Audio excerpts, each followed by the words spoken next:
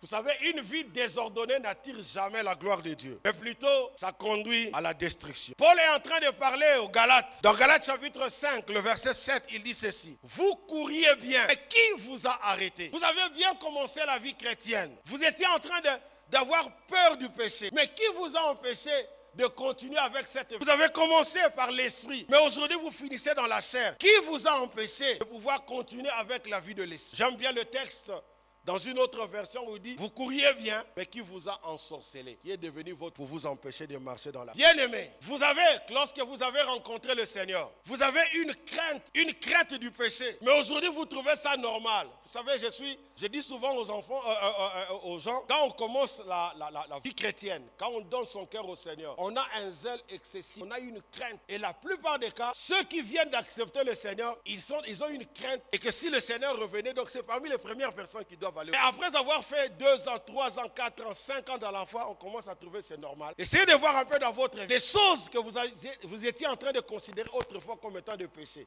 Aujourd'hui, vous trouvez ça normal. Parfois, vous aviez du mal, quand vous êtes converti, de marcher avec une sœur. Viens un peu, ma fille. Vous aviez du mal à pouvoir tenir une sœur comme ça en train de marcher. Parce que non, tenir même la sœur en main, c'est un peu, n'est-ce pas? Mais aujourd'hui, donc vous allez voir, vous jouez, qui vous ensorcelez. Donc avant, vous étiez en train de vous parler avec sœur à une certaine distanciation sociale. Mais aujourd'hui, il n'y a plus ça. Vous pouvez peut-être la nuit, c'était difficile quand vous êtes converti, de marcher à 18h ou à 19h avec une sœur de l'église. Vous savez que c'est un péché. Mais aujourd'hui, on vous voit même à 22h. Qui vous ensorcelez?